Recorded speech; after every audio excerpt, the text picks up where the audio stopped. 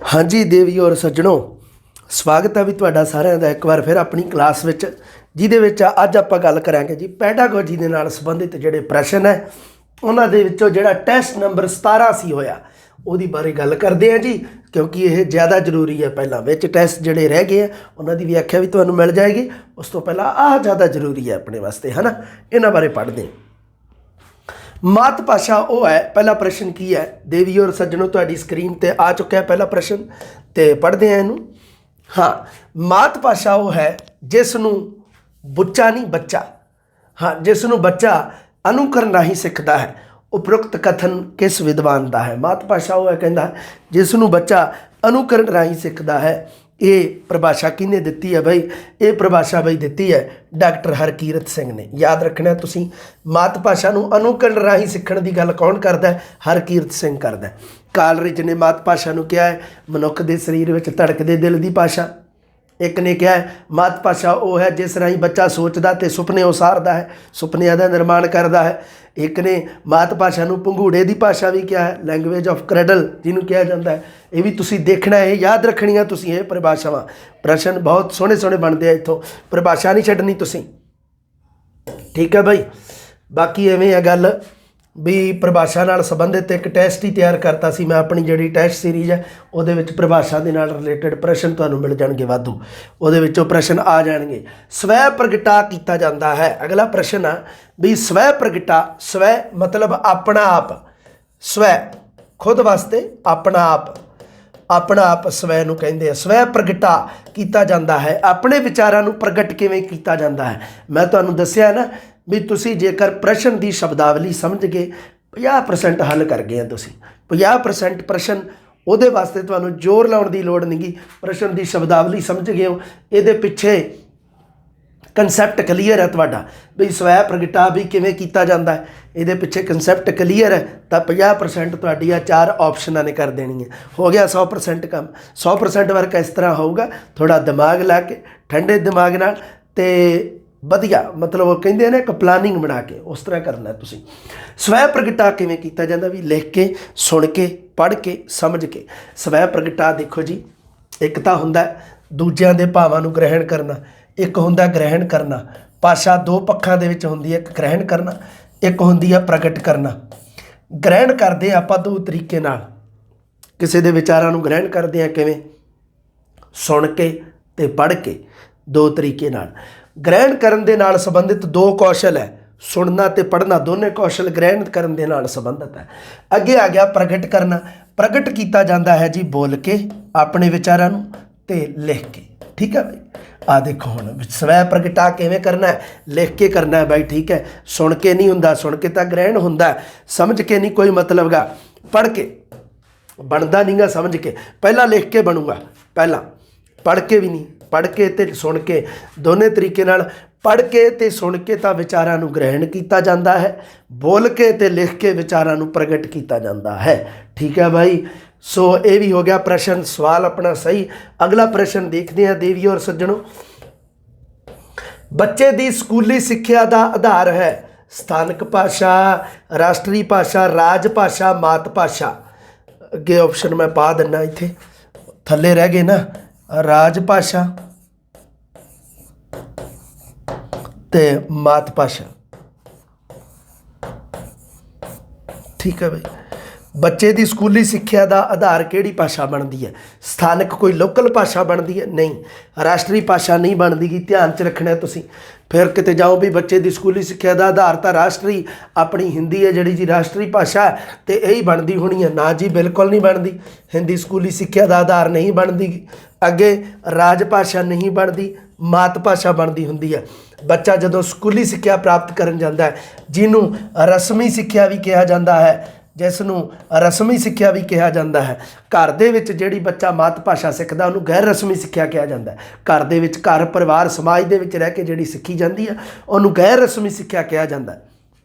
रस्मी सिक्ख्या होंदी है स्कूली सिक्ख्या, ठीक है भाई। जिहड़ी स्कूल दे विच बच्चा बैठ के समूहिक रूप में जमात विच बैठ के सिੱਖਦਾ है उसनूं कहा जाता है रस्मी सिक्ख्या। ये भी याद रखना है तुसीं। स्कूली सिक्ख्या का आधार बनती है मात भाषा। बच्चा जदों स्कूल आउंदा तो उहदे कोल दूजिਆਂ नाल गलबात करन वास्ते इक्को ही भाषा होंदी है। ਬੱਚੇ ਕੋਲੇ ਬੱਚਾ ਕੋਈ ਭਾਸ਼ਾ ਨਹੀਂ ਸਿੱਖਿਆ ਹੁੰਦਾ, ਨਾ ਹਿੰਦੀ, ਨਾ ਪੰਜਾਬੀ, ਨਾ ਅੰਗਰੇਜ਼ੀ, ਨਾ ਸੰਸਕ੍ਰਿਤ, ਨਾ ਕੋਈ ਸਿੰਧੀ, ਕੋਈ ਭਾਸ਼ਾ ਨਹੀਂ। ਬੱਚਾ ਆਪਣੀ ਮਾਤ ਭਾਸ਼ਾ ਸਿੱਖਿਆ ਹੁੰਦਾ ਹੈ। ਬੱਚੇ ਦੀ ਮਾਤ ਭਾਸ਼ਾ ਕੋਈ ਵੀ ਹੋ ਸਕਦੀ ਹੈ ਨਾ। ਮਾਤ ਭਾਸ਼ਾ ਬੱਚੇ ਦੇ ਆਧਾਰ 'ਤੇ ਹੈ, ਉਹਦੇ ਸਮਾਜ ਦੇ ਆਧਾਰ 'ਤੇ ਹੈ, ਉਹ ਤਾਂ ਉਹਦੇ ਪਰਿਵਾਰ ਦੇ ਆਧਾਰ 'ਤੇ ਹੈ। ਸਮਝ ਗਏ ਕਿ ਨਹੀਂ ਗੱਲ ਨੂੰ? ਇਸ ਕਰਕੇ ਬੱਚੇ ਦੀ ਸਕੂਲੀ ਸਿੱਖਿਆ ਦਾ ਆਧਾਰ ਮਾਤ ਭਾਸ਼ਾ ਬਣਦੀ ਹੈ। ਜਦੋਂ ਬੱਚਾ ਸਕੂਲ ਦੇ ਵਿੱਚ ਪ੍ਰਵੇਸ਼ ਕਰਦਾ ਉਦੋਂ ਉਹਦੇ ਕੋਲ ਗੱਲਬਾਤ ਕਰਨ ਵਾਸਤੇ, ਉਦੋਂ ਦੂਜਿਆਂ ਨਾਲ ਕੋਈ ਵਿਚਾਰ ਵਟਾਂਦਰਾ ਕਰਨ ਵਾਸਤੇ ਇੱਕੋ ਹੀ ਚੀਜ਼ ਹੁੰਦੀ ਹੈ, ਮਾਤ ਭਾਸ਼ਾ। ਬਸ ਇਹ ਸਕੂਲੀ ਸਿੱਖਿਆ ਦਾ ਆਧਾਰ ਬਣਦੀ ਹੈ। ਯਾਦ ਰੱਖਣਾ, ਮਾਤ ਭਾਸ਼ਾ ਹੀ ਹੈ ਜਿਹੜੀ ਬੱਚੇ ਦੇ ਆਪਣੇ ਉਹ ਇੱਕ ਸਮਾਜ ਅਤੇ ਸਕੂਲ ਦੋਨਾਂ ਦੇ ਵਿੱਚ ਸੰਬੰਧ ਸਥਾਪਿਤ ਕਰਦੀ ਹੈ, ਪੁਲ ਦਾ ਨਿਰਮਾਣ ਕਰਦੀ ਹੈ ਮਾਤ ਭਾਸ਼ਾ। ਠੀਕ ਹੈ ਬਾਈ। ਕਵਿਤਾ ਦੇ ਭਾਵਾਂ ਨੂੰ ਗ੍ਰਹਿਣ ਕਰਨਾ ਕਿਹੜਾ ਉਦੇਸ਼ ਹੈ ਬਾਈ? ਕਵਿਤਾ ਦੇ ਨਾਲ ਸੰਬੰਧਿਤ ਕੋਈ ਗਿਆਨਾਤਮਕ ਉਦੇਸ਼ ਦਿੱਤਾ ਹੈ, ਕੋਈ ਕੌਸ਼ਲਾਤਮਕ ਉਦੇਸ਼ ਦਿੱਤਾ ਹੈ, ਕੋਈ ਸੁਹਜਾਤਮਕ ਉਦੇਸ਼ ਦਿੱਤਾ ਹੈ। ਕਵਿਤਾ ਦੇ ਉਦੇਸ਼ ਯਾਦ ਰੱਖਣੇ ਆ। ਪ੍ਰਸ਼ਨ ਬਹੁਤ ਇੰਪੋਰਟੈਂਟ ਬਣਦਾ ਹੈ। ਤੁਹਾਡਾ ਫਰਜ਼ ਹੈ, ਤੁਹਾਡੀ ਰਿਸਪੌਂਸਿਬਿਲਿਟੀ ਹੈ। ਪੇਪਰ ਦੇਣ ਤੁਸੀਂ ਜਾਣਾ, ਮੈਂ ਨਹੀਂ ਯਾਦ ਰੱਖਣੀ, ਤੁਸੀਂ ਯਾਦ ਰੱਖਣੀ। ਤੁਹਾਡੇ ਵਾਸਤੇ ਕਹਿ ਰਿਹਾ ਮੈਂ। ਕਵਿਤਾ ਦੇ ਭਾਵਾਂ ਨੂੰ ਗ੍ਰਹਿਣ ਕਰਨਾ ਸੁਹਜਾਤਮਕ ਹੁੰਦਾ, ਸਿਰਜਨਾਤਮਕ ਹੁੰਦਾ, ਕਲਾਤਮਕ ਹੁੰਦਾ ਜਾਂ ਕੌਸ਼ਲਾਤਮਕ ਹੁੰਦਾ। ਦੇਖੋ, ਕਵਿਤਾ ਦੇ ਭਾਵਾਂ ਨੂੰ ਗ੍ਰਹਿਣ ਕਰਨਾ ਹੁੰਦਾ ਹੈ ਸੁਹਜਾਤਮਕ, ਕਿਉਂਕਿ ਕਵਿਤਾ ਇੱਕ ਭਾਵ ਸੁੰਦਰਤਾ ਦੇ ਨਾਲ ਸੰਬੰਧਿਤ ਹੈ। ਕਵਿਤਾ ਦੇ ਭਾਵਾਂ ਨੂੰ ਹਰ ਕੋਈ ਗ੍ਰਹਿਣ ਨਹੀਂ ਕਰ ਸਕਦਾ। ਕਵਿਤਾ ਦੇ ਭਾਵਾਂ ਨੂੰ, ਕਵਿਤਾ ਦੇ ਸ਼ਾਬਦਿਕ ਅਰਥ ਨੂੰ ਗ੍ਰਹਿਣ ਕਰਨਾ ਤਾਂ ਗਿਆਨਾਤਮਕ ਉਦੇਸ਼ ਹੋ ਗਿਆ। ਸ਼ਬਦਾਂ ਨੂੰ ਗ੍ਰਹਿਣ ਕਰ ਲੈਣਾ, ਕਵਿਤਾ ਦਾ ਸ਼ਾਬਦਿਕ ਅਰਥ, ਕਵਿਤਾ ਦਾ ਭਾਵ ਅਰਥ ਹੋਰ ਹੈ। ਕਵਿਤਾ, ਕਿਉਂਕਿ ਕਵਿਤਾ ਭਾਵਾਂ ਦੇ ਨਾਲ ਜੁੜੀ ਹੋਈ ਹੈ, ਇਹਦਾ ਸ਼ਾਬਦਿਕ ਅਰਥ ਤੁਸੀਂ ਸਮਝ ਲੈਣਾ। ਉਹ ਗਿਆਨਾਤਮਕ, ਤੁਹਾਡਾ ਗਿਆਨਾਤਮਕ ਕੌਸ਼ਲ ਹੈ। ਉਹ ਤੁਹਾਡਾ ਕਦੋਂ ਬਣੂਗਾ ਸੁਹਜਾਤਮਕ ਕੌਸ਼ਲ? ਜਦੋਂ ਤੁਸੀਂ ਕਵਿਤਾ ਦੇ ਭਾਵਾਂ ਨੂੰ ਸਮਝੋਗੇ। ਸਮਝੇ ਨਾ ਗੱਲ ਨੂੰ? ਇਸ ਤਰ੍ਹਾਂ ਯਾਦ ਰੱਖਿਓ ਇਸ ਦੀ ਥਿਉਰੀ ਬਾਈ। ਅਗਲਾ ਪ੍ਰਸ਼ਨ ਦੇਖਦੇ ਹਾਂ ਬਈ, ਦੇਵੀਓ ਔਰ ਸੱਜਣੋ ਆ ਰਿਹਾ। ਪੰਜਾਬੀ ਭਾਸ਼ਾ ਸਿੱਖਿਆ ਦਾ ਪ੍ਰਾਇਮਰੀ ਪੱਧਰ 'ਤੇ ਉਦੇਸ਼ ਨਹੀਂ ਹੈ। ਲਓ ਹੁਣ ਛੋਟੇ ਤਾਂ ਹੋ ਗਏ, ਪਰ ਕੋਈ ਨਹੀਂ, ਮੈਂ ਚੰਗੀ ਤਰ੍ਹਾਂ ਬੋਲ ਦਿੰਦਾ। ਕਹਿੰਦਾ ਪੰਜਾਬੀ ਭਾਸ਼ਾ ਸਿੱਖਿਆ ਦਾ ਪ੍ਰਾਇਮਰੀ ਪੱਧਰ 'ਤੇ ਉਦੇਸ਼ ਨਹੀਂ ਹੈ। ਪ੍ਰਾਇਮਰੀ ਮਤਲਬ ਪਹਿਲੀ ਤੋਂ ਪੰਜਵੀਂ, ਪਹਿਲੀ ਤੋਂ ਅੱਠਵੀਂ, ਇਹ ਪ੍ਰਾਇਮਰੀ ਹੈ। ਮਿਡਲ ਪੱਧਰ ਉਸ ਤੋਂ ਬਾਅਦ 9ਵੀਂ 10ਵੀਂ, ਅਤੇ ਜਦੋਂ ਉਹ ਗੱਲ ਆ ਜਾਂਦੀ ਹੈ ਮਤਲਬ ਉੱਚ ਸ਼੍ਰੇਣੀ ਦੀ, ਹੈ ਨਾ, ਤਾਂ ਉਹ ਹੁੰਦੀ ਹੈ ਜੀ 11ਵੀਂ 12ਵੀਂ। ਇਹ ਵੀ ਯਾਦ ਰੱਖਣਾ ਤੁਸੀਂ। ਪੰਜਾਬੀ ਭਾਸ਼ਾ ਸਿੱਖਿਆ ਦਾ ਪ੍ਰਾਇਮਰੀ ਪੱਧਰ 'ਤੇ ਉਦੇਸ਼ ਇਹਨਾਂ ਦੇ ਵਿੱਚੋਂ ਕਿਹੜਾ ਨਹੀਂ ਗਾ, ਇਹ ਤੁਸੀਂ ਯਾਦ ਰੱਖਣਾ ਹੈ। ਪੰਜਾਬੀ ਭਾਸ਼ਾ ਸਿੱਖਿਆ ਦਾ ਪ੍ਰਾਇਮਰੀ ਪੱਧਰ 'ਤੇ ਉਦੇਸ਼ ਤੁਸੀਂ ਖਾਸ ਕਰਕੇ ਯਾਦ ਰੱਖਣੇ ਹੈ। ਪ੍ਰਾਇਮਰੀ ਪੱਧਰ 'ਤੇ ਉਦੇਸ਼ ਬਹੁਤ ਜ਼ਰੂਰੀ ਹੈ। ਜਿਹੜੇ ਗ੍ਰੇਡ 3 ਦੇ ਤੁਸੀਂ ਟੀਚਰ ਬਣ ਜਾ ਰਹੇ ਹੋ, ਉਹਦੇ ਵਾਸਤੇ ਪ੍ਰਾਇਮਰੀ ਪੱਧਰ ਤੁਸੀਂ ਹਮੇਸ਼ਾ ਧਿਆਨ 'ਚ ਰੱਖਣਾ ਹੁੰਦਾ। ਵੈਸੇ ਸਾਰੇ ਹੀ ਜ਼ਰੂਰੀ ਹੁੰਦੇ ਆ, ਪਰ ਸਪੈਸ਼ਲੀ ਪ੍ਰਾਇਮਰੀ ਪੱਧਰ 'ਤੇ ਤੁਸੀਂ ਜ਼ਿਆਦਾ ਧਿਆਨ ਦੇਣਾ। ਕੋਈ ਵੀ ਚੀਜ਼ ਪੜ੍ਹਦੇ ਹੋ ਤਾਂ, ਜਿਵੇਂ ਕਵਿਤਾ ਪੜ੍ਹਾਉਣ ਦੀ ਵਿਧੀ ਹੈ, ਪ੍ਰਾਇਮਰੀ ਪੱਧਰ 'ਤੇ ਕਿਵੇਂ ਹੋਊਗੀ, ਪ੍ਰਾਇਮਰੀ ਪੱਧਰ ਨੇ ਤੁਸੀਂ ਜ਼ਿਆਦਾ ਧਿਆਨ ਰੱਖਣਾ। ਕੋਈ ਮੰਨ ਲਓ ਵਾਰਤਕ ਪੜ੍ਹਾਉਣੀ ਹੈ, ਪ੍ਰਾਇਮਰੀ ਪੱਧਰ 'ਤੇ ਕਿਵੇਂ, ਉਹ ਜ਼ਿਆਦਾ ਧਿਆਨ ਰੱਖਣਾ। ਮਤਲਬ ਪ੍ਰਾਇਮਰੀ ਪੱਧਰ 'ਤੇ ਕਵਿਤਾ ਪੜ੍ਹਾਉਣ ਦਾ ਕੀ ਉਦੇਸ਼ ਹੈ, ਉਵੇਂ ਹੀ ਮਾਤ ਭਾਸ਼ਾ ਸਿੱਖਿਆ ਦਾ ਪ੍ਰਾਇਮਰੀ ਪੱਧਰ 'ਤੇ ਕੀ ਉਦੇਸ਼ ਹੈ। ਭਾਸ਼ਾ ਉਚਾਰਨ ਕਿਹੜਾ ਉਦੇਸ਼ ਨਹੀਂ ਹੈ, ਮਤਲਬ 3 ਹੈਗੇ, ਇੱਕ ਨਹੀਂ ਗਾ। ਭਾਸ਼ਾ ਉਚਾਰਨ ਸ਼ੁੱਧ ਕਰਨਾ, ਇਹ ਤਾਂ ਪ੍ਰਾਇਮਰੀ ਪੱਧਰ 'ਤੇ ਹੀ ਹੈ ਬਈ। ਬੱਚੇ ਦਾ ਭਾਸ਼ਾ ਉਚਾਰਨ ਤੁਸੀਂ ਪ੍ਰਾਇਮਰੀ ਪੱਧਰ 'ਤੇ ਹੀ ਸ਼ੁੱਧ ਕਰਨਾ, ਇਹ ਤਾਂ ਉਦੇਸ਼ ਹੈਗਾ। ਮਤਲਬ ਇਹ ਤਾਂ ਕੱਟ ਗਿਆ ਆਪਸ਼ਨ। ਸ਼ਬਦ ਭੰਡਾਰ ਵਿੱਚ ਵਾਧਾ ਕਰਨਾ, ਬਿਲਕੁਲ ਪ੍ਰਾਇਮਰੀ ਪੱਧਰ 'ਤੇ ਜਦੋਂ ਬੱਚਿਆਂ ਨੂੰ ਸ਼ਬਦ ਸਿਖਾਉਣੇ ਹੈ, ਬੱਚੇ ਦੇ ਘਰ ਪਰਿਵਾਰ, ਸਰੀਰ, ਪਿੰਡ, ਇਹਨਾਂ ਚੀਜ਼ਾਂ ਨਾਲ ਸੰਬੰਧਿਤ ਸ਼ਬਦ ਹੋਣੇ ਚਾਹੀਦੇ ਹੈ। ਬੱਚੇ ਨੂੰ ਤੁਸੀਂ ਉਹ ਨਹੀਂ ਵੀ ਬਾਹਲੇ ਤੜਕਦੇ ਅਤੇ ਮਤਲਬ ਕਲਾਸੀਕਲ ਜੇ ਸ਼ਬਦ ਨਹੀਂ ਸਿਖਾ ਸਕਦੇ, ਉਹਨੂੰ ਲੋਕਲ ਜੇ ਸ਼ਬਦ ਸਿਖਾਉਣੇ ਪੈਣਗੇ, ਜਿਹੜੇ ਉਹਨੇ ਮਤਲਬ ਜਿਹਦੇ ਨਾਲ ਸੰਬੰਧਿਤ ਵਸਤੂਆਂ ਉਹਨੇ ਦੇਖੀਆਂ ਹੋਣ, ਜਿਵੇਂ ਪਸ਼ੂ ਡੰਗਰ ਕੋਈ, ਹੈ ਨਾ, ਘਰ-ਬਾਰ ਨਾਲ ਸੰਬੰਧਿਤ ਵਸਤੂਆਂ ਕੋਈ, ਉਹਦੇ ਸਰੀਰ ਦੇ ਅੰਗਾਂ ਨਾਲ ਸੰਬੰਧਿਤ, ਹੈ ਨਾ। ਸ਼ਬਦ ਭੰਡਾਰ ਵਿੱਚ ਵਾਧਾ ਕਰਨਾ, ਇਹ ਤਾਂ ਪ੍ਰਾਇਮਰੀ ਪੱਧਰ 'ਤੇ ਹੈਗਾ ਉਦੇਸ਼। ਵਿਆਕਰਨ ਨਿਯਮਾਂ ਨਾਲ ਜਾਣ ਪਛਾਣ ਕਰਾਉਣਾ, ਲਿਪੀ ਦੀ ਜਾਣਕਾਰੀ ਅਤੇ ਅਭਿਆਸ, ਬਿਲਕੁਲ ਲਿਪੀ ਦੀ ਜਾਣਕਾਰੀ ਤਾਂ ਬੱਚੇ ਨੂੰ ਆਪਾਂ ਪ੍ਰਾਇਮਰੀ ਪੱਧਰ 'ਤੇ ਹੀ ਦਿੰਦੇ ਹਾਂ। ਲੈ ਪੁੱਤ ਲਿਖ, ਬੱਚਾ ਲਿਖ ਕੇ ਅਤੇ ਉੱਤੇ ਇਸ ਤਰ੍ਹਾਂ ਕਰਦਾ ਹੈ ਨਾ, ਕੱਕਾ ਲਿਖਦਾ ਹੈ, ਫਿਰ ਬੱਚਾ ਐਵੇਂ ਪ੍ਰਾਇਮਰੀ ਪੱਧਰ 'ਤੇ ਹੀ ਲਿਪੀ ਸਿੱਖ ਜਾਂਦਾ ਹੈ। ਲਿਪੀ ਦੀ ਜਾਣਕਾਰੀ, ਅਭਿਆਸ ਲਿਪੀ ਦਾ ਪ੍ਰਾਇਮਰੀ ਪੱਧਰ 'ਤੇ ਹੀ ਆ ਉਦੇਸ਼, ਇੱਥੇ ਹੀ ਸਿਖਾਉਣਾ ਬੱਚੇ ਨੂੰ। ਪਰ ਵਿਆਕਰਣ ਨਿਯਮਾਂ ਨਾਲ ਜਾਣ ਪਛਾਣ ਤੁਸੀਂ ਪ੍ਰਾਇਮਰੀ ਪੱਧਰ 'ਤੇ ਨਹੀਂ ਕਰਵਾ ਸਕਦੇ।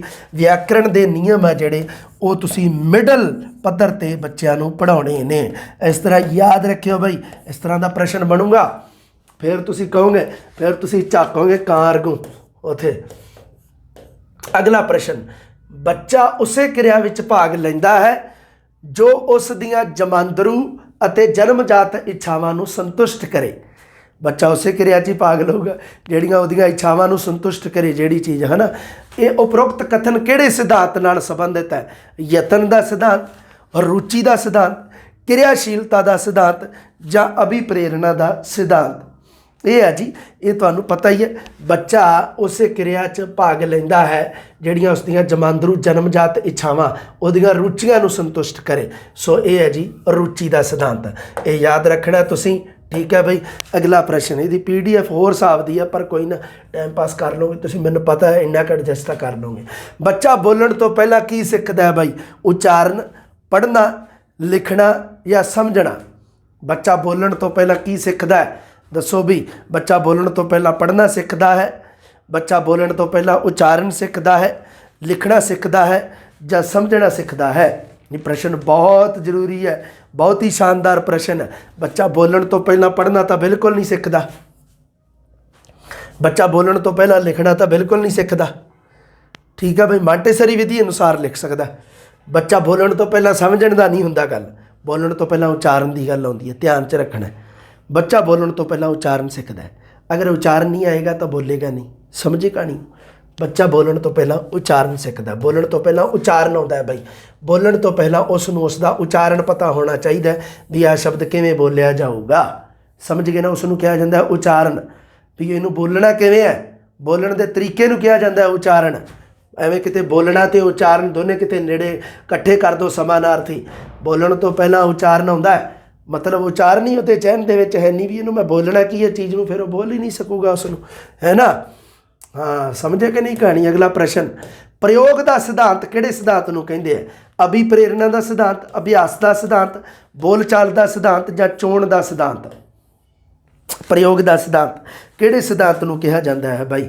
ਪ੍ਰਯੋਗ ਦਾ ਸਿਧਾਂਤ, ਪ੍ਰਯੋਗ ਦਾ ਸਿਧਾਂਤ ਹੈ ਜਿਹੜਾ ਇਹ ਅਭਿਆਸ ਦਾ ਸਿਧਾਂਤ ਹੁੰਦਾ ਬਾਈ, ਠੀਕ ਹੈ। ਪ੍ਰਯੋਗ ਦਾ ਸਿਧਾਂਤ, ਹਾਂ, ਅਭਿਆਸ ਦਾ ਸਿਧਾਂਤ, ਠੀਕ ਹੈ ਬਾਈ, ਯਾਦ ਰੱਖਣਾ। ਪ੍ਰਯੋਗ ਦੇ ਸਿਧਾਂਤ ਦਾ ਦੂਜਾ ਨਾਮ ਅਭਿਆਸ ਦਾ, ਮਤਲਬ ਅਭਿਆਸ ਦਾ ਸਿਧਾਂਤ ਹੈ ਨਾ ਜਿਹੜਾ, ਜਿਹੜੇ ਭਾਸ਼ਾ ਸਿੱਖਿਆ ਦੇ ਸਿਧਾਂਤ ਹੈ ਨਾ, ਉਹਦੇ ਵਿੱਚੋਂ ਜਿਹੜਾ ਅਭਿਆਸ ਦਾ ਸਿਧਾਂਤ ਹੈ ਉਹਦਾ ਇੱਕ ਹੋਰ ਨਾਮ ਹੈ ਬਾਈ, ਉਹਨੂੰ ਪ੍ਰਯੋਗ ਦਾ ਸਿਧਾਂਤ ਵੀ ਕਹਿੰਦੇ ਆ। ਇਹ ਵੀ ਤੁਸੀਂ ਯਾਦ ਰੱਖਣਾ ਵਿਦਿਆਰਥੀਓ, ਵੈਰੀ ਇੰਪੋਰਟੈਂਟ ਪ੍ਰਸ਼ਨ ਹੈ ਇਹ। ਅਗਲਾ ਪ੍ਰਸ਼ਨ ਦੇਵੀਓ ਤੇ ਸੱਜਣੋ ਆ ਰਿਹਾ, ਭਾਸ਼ਾ ਦਾ ਸੰਬੰਧ ਕਿਹੜੇ ਅੰਗਾਂ ਨਾਲ ਹੈ ਬਾਈ? ਭਾਸ਼ਾ ਦਾ ਸੰਬੰਧ ਕਿਹੜੇ ਅੰਗਾਂ ਨਾਲ ਹੈ? ਦੇਖਿਆ ਕਿਆ ਬਾਤ ਹੈ, ਪ੍ਰਸ਼ਨ ਦੇਖੋ। ਭਾਸ਼ਾ ਦਾ ਸੰਬੰਧ ਜੀਭ ਤੇ ਅੱਖ, ਅੱਖ ਤੇ ਕੰਨ, ਜੀਭ ਤੇ ਕੰਨ ਜਾਂ ਕੰਨ ਤੇ ਨੱਕ, ਠੀਕ ਹੈ ਬਾਈ। ਭਾਸ਼ਾ ਦਾ ਸੰਬੰਧ ਕਿਹੜੇ ਅੰਗਾਂ ਨਾਲ ਹੈ? ਯਾਦ ਰੱਖਣਾ ਤੁਸੀਂ। ਭਾਸ਼ਾ ਦਾ ਸੰਬੰਧ ਜੀਭ ਤੇ ਅੱਖ, ਮਤਲਬ ਕੀ ਹੈ ਵੀ ਜੇ ਮੰਨ ਲਓ ਵੀ ਅੱਖਾਂ, ਜੇ ਮੰਨ ਲਓ ਕੋਈ ਅੰਨਾ ਤਾਂ ਕੀ ਉਹ ਭਾਸ਼ਾ ਨਹੀਂ ਸਿੱਖ ਸਕਦਾ? ਐਵੇਂ ਮਰੀ ਜਾਂਦੇ ਆ। ਅੱਖ ਤੇ ਕੰਨ, ਜੇ ਕੋਈ ਬੋਲਾ ਤੇ ਉਹ ਭਾਸ਼ਾ ਨਹੀਂ ਸਿੱਖ ਸਕਦਾ? ਕੈਸੀਆਂ ਬਾਤਾਂ ਕਰਦੇ ਆ। ਭਾਸ਼ਾ ਦਾ ਸੰਬੰਧ ਵਧੇਰੇ ਕਰਕੇ ਜੀਭ ਅਤੇ ਕੰਨਾਂ ਨਾਲ ਹੁੰਦਾ ਹੈ, ਜੀਭ ਅਤੇ ਕੰਨਾਂ ਨਾਲ ਹੁੰਦਾ ਹੈ, ਠੀਕ ਹੈ ਬਾਈ। ਕਿਉਂਕਿ ਕੰਨਾਂ ਨਾਲ ਵਿਚਾਰ ਗ੍ਰਹਿਣ ਕਰਦਾ ਹੈ ਅਤੇ ਆਪਣੀ ਲੁਤਰੋ ਭਾਵ ਜੀਭ ਉਹਦੇ ਨਾਲ ਵਿਚਾਰਾਂ ਨੂੰ ਪ੍ਰਗਟ ਕਰਦਾ ਹੈ। ਇਸ ਕਰਕੇ ਯਾਦ ਰੱਖਣਾ, ਜੀਭ ਅਤੇ ਕੰਨ। ਜੀਭ ਦੀ ਥਾਂ 'ਤੇ ਮੂੰਹ ਵੀ ਲਿਖਿਆ ਜਾ ਸਕਦਾ ਹੈ। ਐਗਜ਼ਾਮ ਦੇ ਵਿੱਚ ਮੰਨ ਲਓ ਪ੍ਰਸ਼ਨ ਆ ਜੇ, ਜੀਭ ਦੀ ਥਾਂ 'ਤੇ ਮੂੰਹ ਵੀ ਆ ਸਕਦਾ, ਕਿਉਂਕਿ ਜੀਭ ਹੈ ਕਿੱਥੇ? ਮੂੰਹ ਦੇ ਵਿੱਚ ਹੈ। ਸਮਝ ਗਏ ਕਿ ਨਹੀਂ? ਪ੍ਰਸ਼ਨ ਯਾਦ ਰੱਖਿਓ। ਉਸ ਤੋਂ ਬਾਅਦ 10 ਨੰਬਰ ਪ੍ਰਸ਼ਨ ਆ ਰਿਹਾ, ਕਿਆ ਬਾਤ ਹੈ। ਡੈਸ਼ ਡੈਸ਼ ਕਾਰਜ ਤੋਂ ਪਹਿਲਾਂ ਡੈਸ਼ ਡੈਸ਼ ਕਾਰਜ ਕਰਵਾਇਆ ਜਾਵੇ। ਕਿਉਂ? ਹੈ ਕਿ ਨਹੀਂ? ਹੈ ਵੀ, ਹੈ ਕਿ ਨਹੀਂ ਬਾਤ? ਸੁਣਨ ਕਾਰਜ ਤੋਂ ਪਹਿਲਾਂ ਰੱਖ ਕੇ ਦੇਖੋ ਇਹਨਾਂ ਦੋਨਾਂ ਨੂੰ ਆਪਸ਼ਨਾਂ 'ਚ। ਸੁਣਨ ਕਾਰਜ ਤੋਂ ਪਹਿਲਾਂ ਮੌਖਿਕ ਕਾਰਜ ਕਰਵਾਇਆ ਜਾਵੇ, ਲਿਖਤ ਕਾਰਜ ਤੋਂ ਪਹਿਲਾਂ ਮੌਖਿਕ ਕਾਰਜ ਕਰਵਾਇਆ ਜਾਵੇ, ਮੌਖਿਕ ਕਾਰਜ ਤੋਂ ਪਹਿਲਾਂ ਲਿਖਤ ਕਾਰਜ, ਜਾਂ ਸਮਝਣ ਕਾਰਜ ਤੋਂ ਪਹਿਲਾਂ ਸੁਣਨ ਕਾਰਜ ਕਰਵਾਇਆ ਜਾਵੇ। ਹੈ ਕਿ ਨਹੀਂ? ਵੈਸੇ ਬਣਾਇਆ ਪ੍ਰਸ਼ਨ, ਲਿਖਤ ਕਾਰਜ ਤੋਂ ਪਹਿਲਾਂ ਮੌਖਿਕ ਕਾਰਜ ਕਰਵਾਇਆ ਜਾਵੇ। ਲਿਖਤ ਕਾਰਜ ਤੋਂ ਪਹਿਲਾਂ, ਲਿਖਤ ਕਾਰਜ ਤੋਂ ਪਹਿਲਾਂ ਮੌਖਿਕ ਕਾਰਜ ਕਰਵਾਇਆ ਜਾਵੇ। ਲਿਖਤ ਕਾਰਜ ਤੋਂ ਪਹਿਲਾਂ ਮੌਖਿਕ ਕਾਰਜ ਕਰਵਾਇਆ ਜਾਵੇ। B ਨੰਬਰ ਆਪਸ਼ਨ ਸਹੀ ਹੈ। ਇਸ ਤਰ੍ਹਾਂ ਦਾ ਪ੍ਰਸ਼ਨ ਵੀ ਆ ਦੇਖੋ, ਬੜਾ ਪਿਆਰਾ ਪ੍ਰਸ਼ਨ ਬਣਾਇਆ। ਅਗਲਾ ਪ੍ਰਸ਼ਨ, ਖੇਡ ਵਿਧੀ ਦਾ ਨਿਰਮਾਤਾ ਕੌਣ ਹੈ ਭਾਈ? ਖੇਡ ਵਿਧੀ ਜ਼ਿਆਦਾ ਕਰਕੇ ਸੁਣਨ ਕੌਸ਼ਲ ਦੇ ਨਾਲ ਸੰਬੰਧਿਤ ਹੈ ਖੇਡ ਵਿਧੀ। ਕਾਲਡਵੇਲ ਕੁੱਕ, ਲਾਰਡ ਡਿਊਈ, ਮਾਂਟੇਸਰੀ ਜਾਂ ਫਰੋਬਲ। ਇਹ ਖੇਡ ਵਿਧੀ ਦਾ ਨਿਰਮਾਤਾ ਬਈ ਆ ਮੁੰਡਾ ਹੈ, ਕਾਲਡਵੇਲ ਕੁੱਕ ਦਾ ਨਾਮ ਹੈ। ਇਹ ਤੁਸੀਂ ਯਾਦ ਰੱਖਣਾ। ਬਾਕੀਆਂ ਨੇ ਕਿਹੜੀਆਂ ਕਿਹੜੀਆਂ ਵਿਧੀਆਂ ਨਿਰਮਾਣ ਕੀਤੀਆਂ ਵੀ ਯਾਦ ਰੱਖਣੀਆਂ। ਅਗਲਾ ਪ੍ਰਸ਼ਨ, ਮਾਂਟੇਸਰੀ ਵਿਧੀ ਵਿੱਚ ਲਿਖਣਾ ਸਿਖਾਉਣ ਦੀਆਂ ਕਿੰਨੀਆਂ ਮੁੱਖ ਕਿਰਿਆਵਾਂ ਹਨ? ਮਾਂਟੇਸਰੀ ਵਿਧੀ ਵਿੱਚ ਲਿਖਣਾ ਸਿਖਾਉਣ ਦੀਆਂ ਕਿੰਨੀਆਂ ਮੁੱਖ ਕਿਰਿਆਵਾਂ ਹਨ? ਮਾਂਟੇਸਰੀ ਵਿਧੀ ਵਿੱਚ ਲਿਖਣਾ ਸਿਖਾਉਣ ਦੀਆਂ ਕਿੰਨੀਆਂ ਮੁੱਖ ਕਿਰਿਆਵਾਂ ਹਨ? ਪ੍ਰਸ਼ਨ ਧਿਆਨ ਨਾਲ ਪੜ੍ਹਨਾ ਉੱਥੇ ਵੀ 3 ਹੈ ਬਾਈ, ਠੀਕ ਹੈ। ਮਾਂਟੇਸਰੀ ਵਿਧੀ ਵਿੱਚ ਲਿਖਣਾ ਸਿਖਾਉਣ ਦੀਆਂ ਕਿੰਨੀਆਂ ਮੁੱਖ ਕਿਰਿਆਵਾਂ? 3 ਹੈ ਬਾਈ, ਠੀਕ ਹੈ। ਯਾਦ ਰੱਖਣੀ ਹੈ ਤੁਸੀਂ। ਮੰਨ ਲਓ ਵੀ ਆਪਸ਼ਨ ਦੇ ਵਿੱਚ 2 ਕਿਤੇ ਪਾਤਾ ਹੋਵੇ ਹੈ ਨਾ, ਤਾਂ 2 ਨਹੀਂ ਹੈ ਬਾਈ, ਉੱਤਰ ਇਹਦਾ 3 ਹੈ, ਠੀਕ ਹੈ। ਜਿਵੇਂ ਪਹਿਲੀ ਹੈਗੀ ਹੈ ਕਲਮ ਫੜਨ ਦਾ ਅਭਿਆਸ, ਜਿਵੇਂ ਪਹਿਲੀ 3 ਮੁੱਖ ਕਿਰਿਆਵਾਂ। ਪਹਿਲੀ ਦੇ ਵਿੱਚ ਕੀ ਕਰਨਾ ਹੈ? ਬੱਚੇ ਨੂੰ ਕਲਮ ਫੜਨ ਦਾ ਅਭਿਆਸ ਕਰਾਉਣਾ ਹੈ। ਕਲਮ ਫੜਨ ਦਾ ਅਭਿਆਸ, ਇਹਦੇ ਵਿੱਚ ਕੀ ਹੋਊਗਾ? ਬੱਚਾ ਕਲਮ ਨੂੰ ਪਕੜਨ ਦਾ ਅਭਿਆਸ ਕਰੇਗਾ।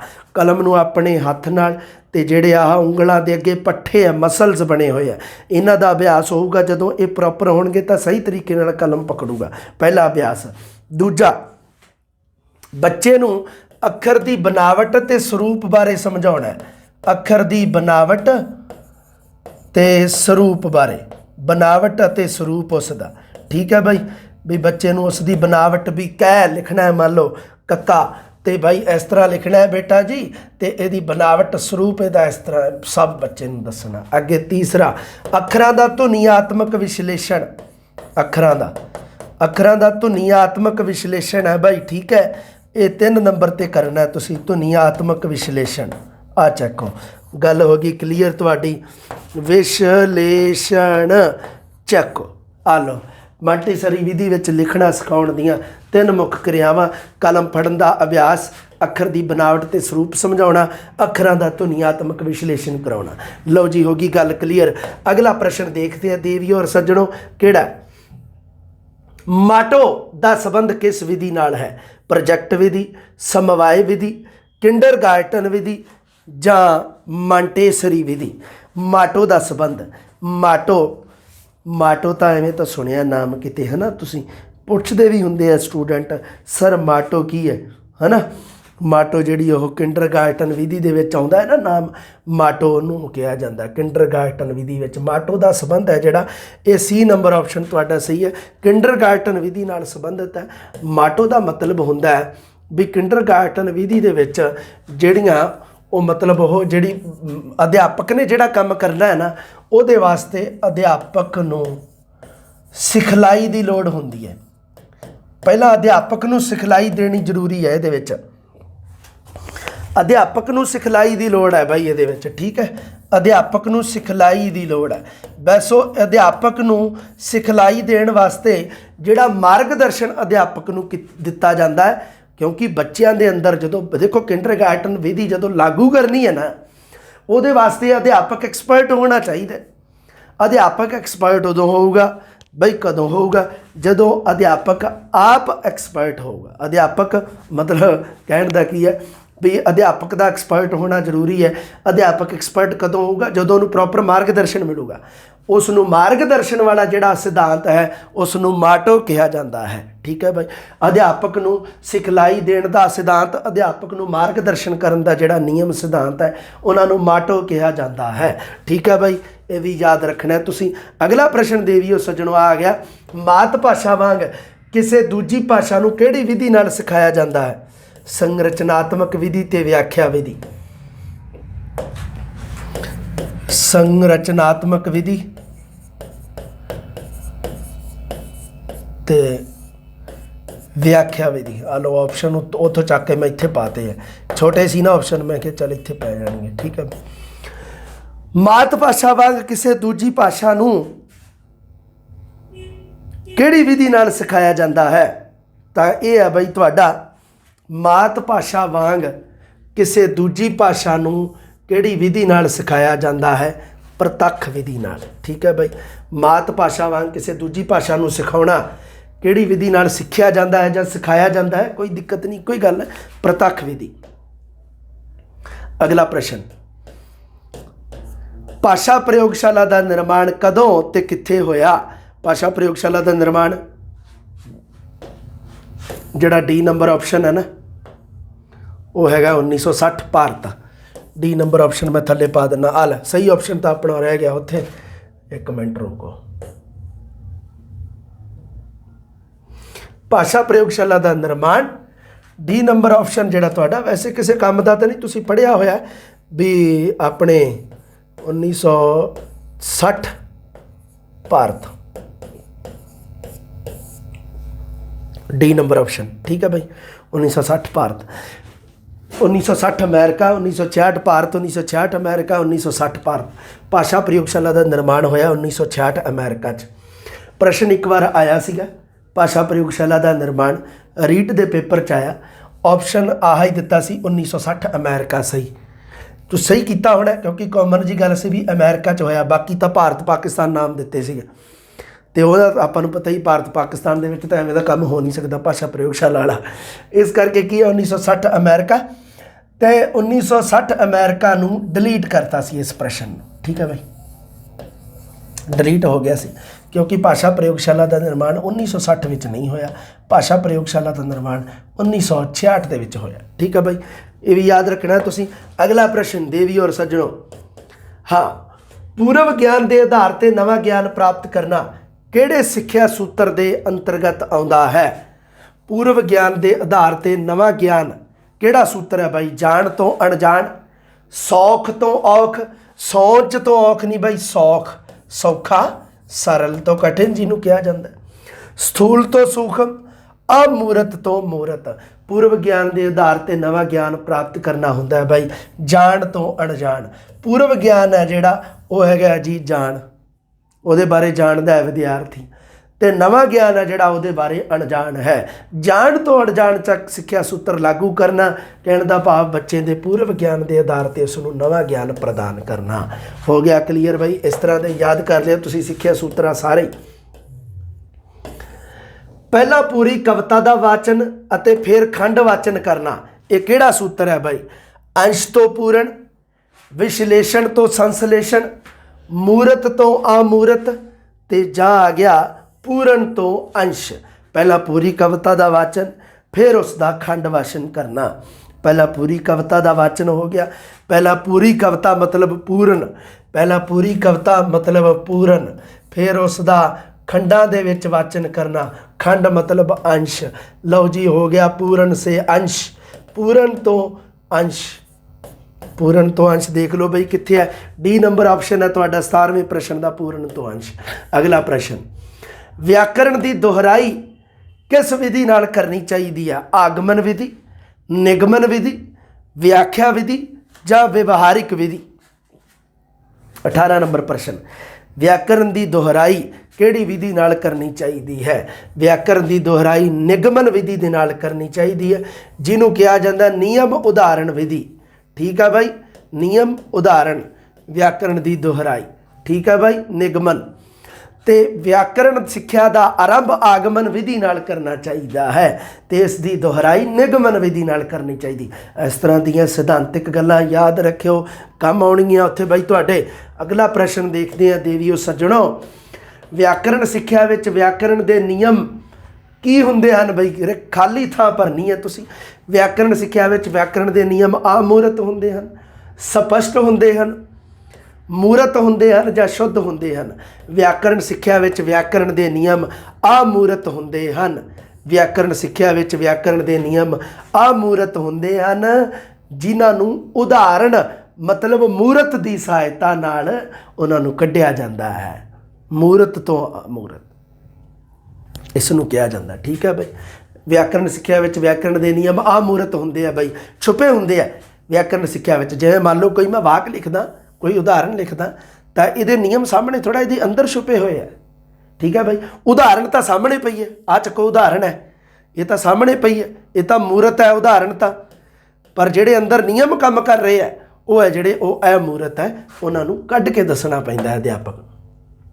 अगला प्रश्न 20 नंबर, सुनन कौशल का की अर्थ है भाई? सुन के प्रगट करना, सुन के समझना, समझ के सुनना या समझ के प्रगट करना। सुनन कौशल का अर्थ है भाई सुन के समझना। जिन्ना चिर कोई बच्चा सुन के भावां नूं समझदा नहीं है तो उसका सुनना बेकार है। सुनन कौशल का अर्थ केवल सुनना नहीं हुंदा, सुन के नाल समझना भी हुंदा है। सुनन कौशल संबंधी गलत कथन चुनना है भाई। आ देखो, श्रेणी का वातावरण अनुकूल होना चाहिए, अनुमूल नहीं, अनुकूल, अनुकूल। हलो इतने सही करता एक बार, ठीक है। श्रेणी का वातावरण अनुकूल होना चाहिए, ये तो सही है। अध्यापक का उच्चारण शुद्ध होना चाहिए, बिल्कुल। शुद्ध उच्चारण तो पंजाबी अध्यापक का एक विशेष जरूरी गुण है। तुसी बहुत सारे अध्यापक देख लो, बहुत सारे तुहानूं हो सकता कोई ऑनलाइन मेरे वर्गे वाधू पढ़ाउंदे होणगे लंडू जे, तो उन्हां दा उच्चारण देख लिया जे किवें करदे आ ओह। तो यह तो बहुत जरूरी है भाषा के अध्यापक वास्ते। तो जे कोई मान लो कोई गणित पढ़ाउंदा है, कोई समाजिक पढ़ाउंदा है, कोई हिस्टरी पढ़ाउंदा, चल कोई ना चल जूगा। जो भाषा की गल आ जाए ना, जो लैंगवेज की गल आउंदी है, तो उदों बई थोड़ा जिहा अपने आप नूं अध्यापक नूं शुद्ध स्पष्ट करना पैंदा। भाषा नूं भाषा कहना, इस तरह नहीं करना देवियों ते सज्जणों, भाषा नहीं बोलना, इनू भाषा बोलना है। हुण श्रेणी थोड़ा है, श्रेणी है, सह दे पैर च बिंदी है, दूए वाला शह बोलना इनू। अगला प्रश्न, प्रश्न नहीं सॉरी, अगे मैं थोड़ा जा वो आ गया सी उहदे च, भावना च बह गई सी सर, थोड़े जे दोबारे आ जाने, दोबारे प्रश्न। सुनन कौशल संबंधी गलत कथन किहड़ा है बई दसना है। श्रेणी का वातावरण अनुकूल होना चाहिए, बिल्कुल, ये तो सही कथन है। अध्यापक का उच्चारण शुद्ध होना चाहिए, बिल्कुल। सुनन कौशल के विकास लई अभ्यास की लोड़ नहीं होती, इत्ते विचार करते हैं। चौथा नंबर ऑप्शन देखते हैं, श्रेणी के बाहर का वातावरण शोर शराबे तो मुक्त होना चाहिए, ये तो सही है। गलत कथन तो आ है, सुनन कौशल के विकास लिए अभ्यास की लोड़ नहीं होती। क्यों नहीं होती? सुनन कौशल के विकास वास्ते अभ्यास की लोड़ पैंदी है, देवियों सज्जणों पैंदी है अभ्यास की लोड़। सी नंबर ऑप्शन हो गया सही। अगला प्रश्न, मात भाषा का पहला तो सब तो महत्वपूर्ण उद्देश्य किहड़ा है भाई? मात भाषा का पहला तो सब तो महत्वपूर्ण उद्देश्य, मात भाषा का पहला तो सब तो महत्वपूर्ण उद्देश्य की है? बच्चे नूं भाषा धुनियां की जानकारी देना, ये मात भाषा का एक उद्देश्यता है। पर पहला तो महत्वपूर्ण नहीं है, सब तो महत्वपूर्ण पूछा। बच्चे नूं भाषा ते लिपि बारे दसना, ये भी वेखते हैं।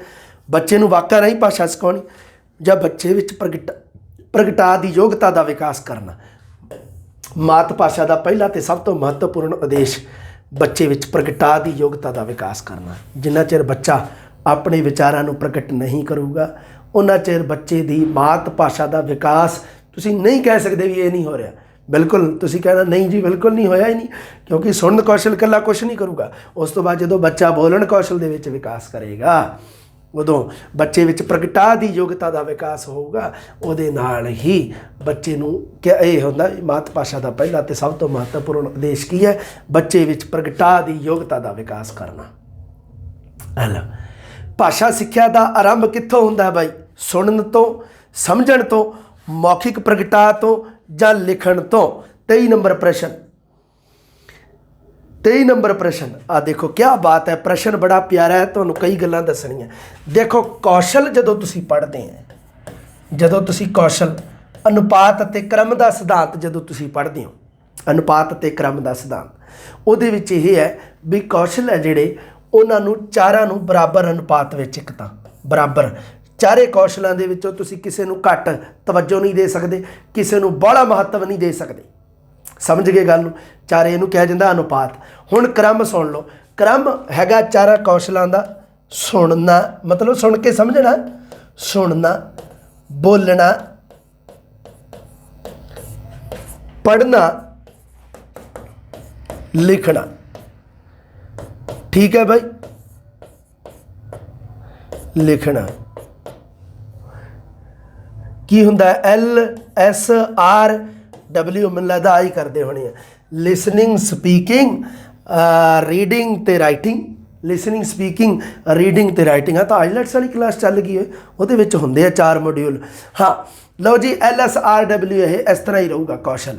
पर भाषा सिक्ख्या दे विच कोई दिक्कत नहीं, भाषा सिक्ख्या दे विच होर चीज़ है, एक होर चीज़ है।